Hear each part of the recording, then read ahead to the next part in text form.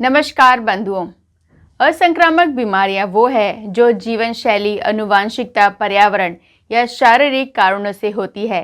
जिनमें मुख्य असंक्रामक बीमारियां हैं हृदय रोग, मधुमेह, ब्लड प्रेशर, मोटापा, मानसिक रोग, कैंसर और भी कई अन्य।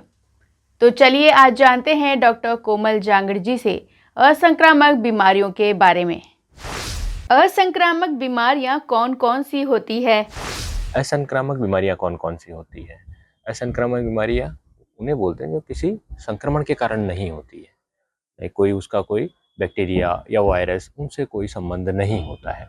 तो मोस्ट कॉमन जो असंक्रामक बीमारियां हैं उनमें से है जैसे डायबिटीज है, blood pressure, high blood pressure है, हार्ट संबंधित बीमारियां जैसे हार्ट अटैक है, और पैरालिसिस, ये पैरालिसिस सेरेब्रोवास्कुलर एक्सीडेंट है। ये कुछ असंक्रामक बीमारियां हैं जिनका इंसिडेंस पिछले कुछ सालों में बहुत बढ़ा है, बहुत गति से बढ़ा है। डायबिटीज क्या होती है? डायबिटीज ऐसी बीमारी है जिसमें अपना ब्लड का शुगर लेवल, शुगर मतलब चीनी जो ब्लड शुगर लेवल काफी हाई हो जाता है।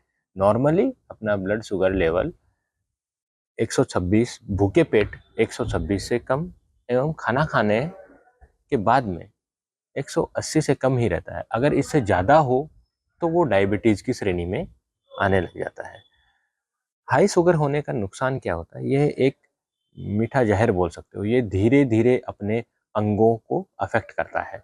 कौन कौन से अंग ये अफेक्ट करता है? ऑलमोस्ट सारे शरीर के, like kidney, heart, brain, liver, हर एक ऑर्गन इनसे अफेक्ट होता है एवं उसकी कार्यक्षमता धीरे धीरे कम हो जाती है। इन आँखों में भी, आँखों की रोशनी पर्दा धीरे धीरे खराब होने लग जाता है। अपना किडनी का फंक्शन धीरे धीरे कम होने लग जाता है। कैसे पहचाने कि डायबिटीज है? लक्षण क्या क्या होता है? सर्वप्रथम, अगर ये एक आनुवांशिक बीमारी भी होती है, वंशानुगत भी हो सकती है। अगर अपने माता पिता किसी को डायबिटीज है तो हमें उसके बारे में विचार करना चाहिए कि हमें भी हो सकती है। सबसे पहले, अगर आप मदर एंड फादर को है तो आप रेगुलर चेकअप कराते रहिए। सालाना एक बार भूखे पेट एवं खाना खाने के 2 घंटे बाद में, या फिर पोस्ट प्रांडियल ग्लूकोज लेवल जिसको बोलते हैं हम हमारी भाषा में, वो आप चेक करवा सकते हो। फिर आप नेक्स्ट जो टेस्ट होता है वो 3 महीने का एवरेज लेवल अपन देखते हैं। अगर वो कितना है उस पर डिपेंड करता है। अगर वो 6.5 से ज़्यादा एवरेज HbA1c लेवल अगर 6.5 से ज़्यादा है तो आपको डायबिटीज़ है एवं उसका उपचार लेना चाहिए। डायबिटीज के क्या क्या लक्षण होते हैं? अचानक से वजन कम होना, बार बार प्यास लगना, बार बार पेशाब लगना, थकान रहना, ये सारे डायबिटीज के कुछ इनिशियल लक्षण हैं। इसका बचाव कैसे कर सकते हैं? पहला, सर्वप्रथम अपन को हेल्दी लाइफस्टाइल फॉलो करनी है। अच्छा खान पीन, अच्छी फिजिकल एक्टिविटी को फॉलो करना है। एटलीस्ट 45 मिनट डेली वॉक करना है। ब्रिस्क वॉक मतलब थोड़ा जल्दी जल्दी चलना है। सप्ताह में एटलीस्ट 5 दिन, इतना मिनिमम रिक्वायरमेंट है। और अपना वजन ऑन एन एवरेज जितनी अपनी हाइट है, जितने इंच अपनी हाइट है उतना ही वजन होना चाहिए, उससे ज़्यादा नहीं होना चाहिए। तो अपने वजन को कंट्रोल करके और फिजिकल एक्टिविटी एवं खान पीन में चेंज करके अपन इसको कंट्रोल कर सकते हैं। इसमें ट्रीटमेंट क्या है? आपको डायबिटीज़ डायग्नोस हो गई, उसके पश्चात आपको क्या ट्रीटमेंट लेना है वो डिपेंड करता है फिजिशियन या डायबिटोलॉजिस्ट के ऊपर। आप रेगुलर उनका फॉलोअप करिए और ट्रीटमेंट लेते रहिए। आपका target level, blood sugar target, आप घर पर होम मॉनिटरिंग भी कर सकते हो। ब्लड शुगर की होम मॉनिटरिंग बहुत फ़ायदेमंद होती है। उससे आपका ब्लड शुगर लेवल आप ट्रेस कर सकते हो एवं उसके अकॉर्डिंग, उसके अनुसार आप ट्रीटमेंट बढ़ा या घटा सकते हो। आपका टारगेट लेवल भूखे पेट शुगर 80 से 130 के बीच में होना चाहिए और विद ट्रीटमेंट, और खाना खाने के बाद का 180 से कम होना चाहिए। खाना खाने के 2 घंटे बाद की ब्लड शुगर 180 से नीचे होनी चाहिए। अर्ली स्टेज में ही ब्लड प्रेशर का कैसे पता करें?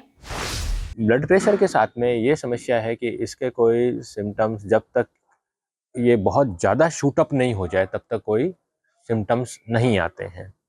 अतएव ये बहुत ज़रूरी हो जाता है कि अपन को रेगुलर मॉनिटरिंग करें और अर्ली स्टेज में ही, शुरुआती स्टेज के अंदर ही अगर उसको डिटेक्ट कर लेते हैं तो इसके कारण होने वाले नुकसान से बचाया जा सकता है। जैसे नॉर्मल ब्लड प्रेशर 120 जो ऊपर वाला होता है वो 120, और डायस्टोलिक जो नीचे वाला होता है वो 80। ये नॉर्मल 120-80 ये नॉर्मल ब्लड प्रेशर होता है। अगर आपका ब्लड प्रेशर हॉस्पिटल में अगर आपने चेक कराया है और वो 140 और 90 से ज़्यादा है, और तो आपको ब्लड प्रेशर की शिकायत हो सकती है। केवल एक रीडिंग के आधार पर आपको लेबल नहीं करना चाहिए कि आपको ब्लड प्रेशर है।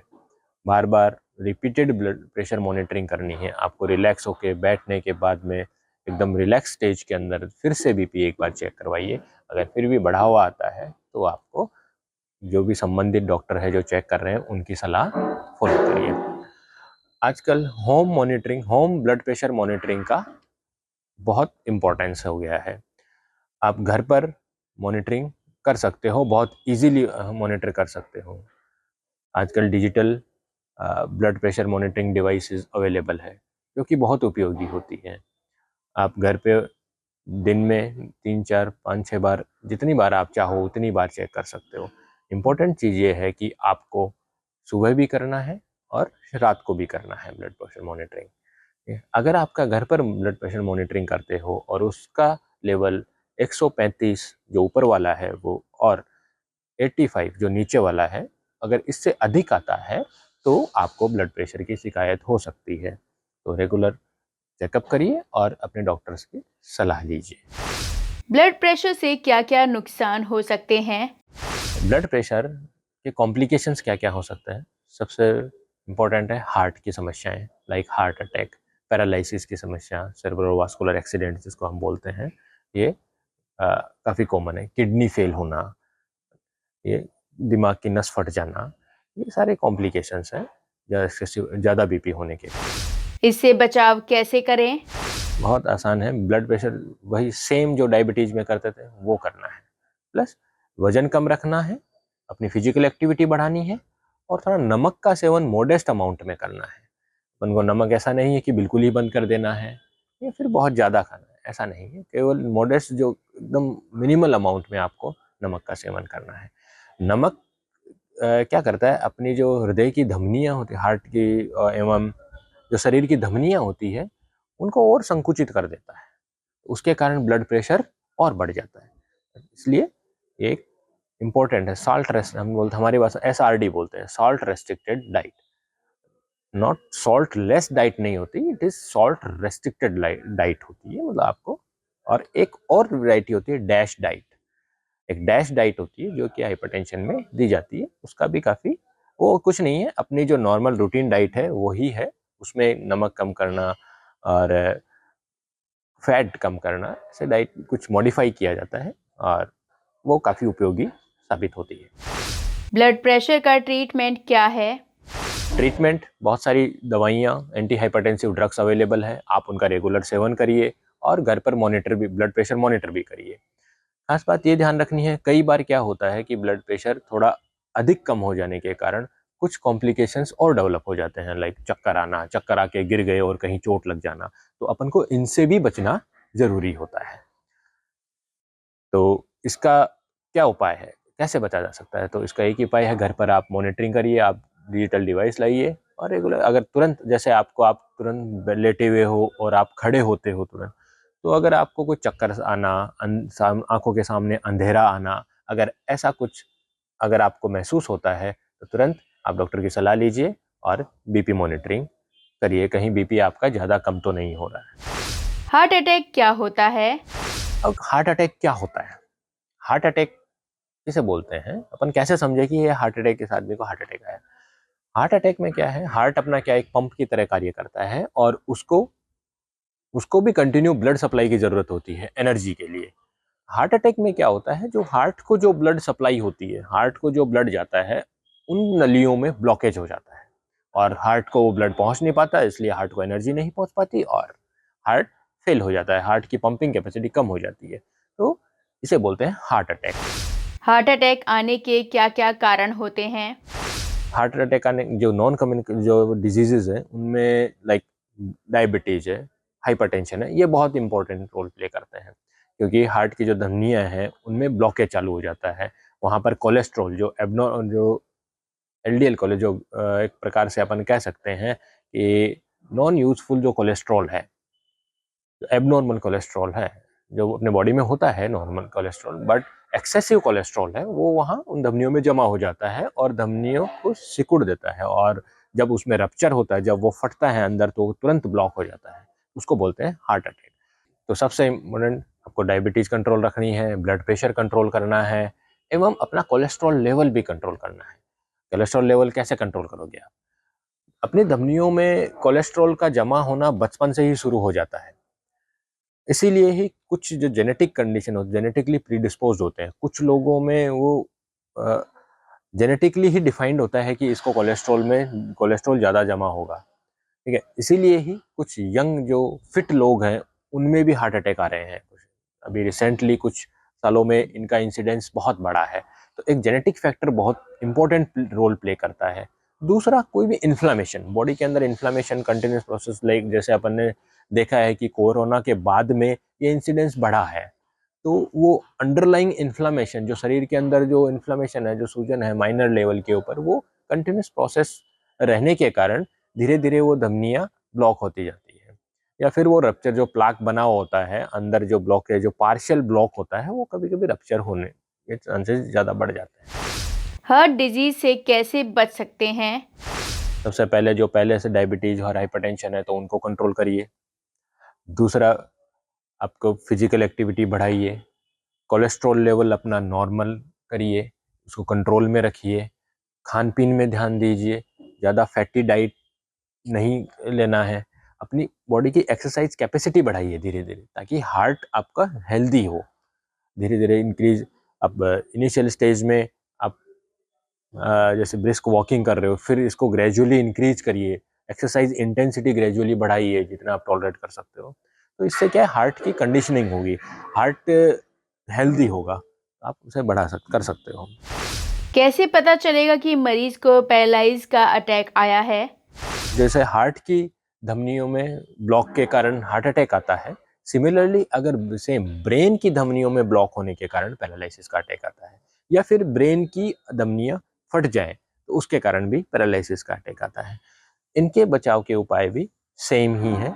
और कैसे पता लगेगा कि आपको पैरालिसिस का अटैक आया है? आपको एक तरफ वीकनेस हो जाना, आपके हाथ या पैर एक तरफ, या कमजोरी महसूस होना, बोलने में तकलीफ होना, या फिर आपका हाथ या पैर वजन नहीं ले रहा हो, सडनली आप सुबह उठे और सुबह आपको अचानक से पता लगा कि यार मेरा हाथ हिल नहीं रहा है, या फिर कई बार क्या होता है, कॉन्शियस लेवल भी डिक्रीज हो जाता है।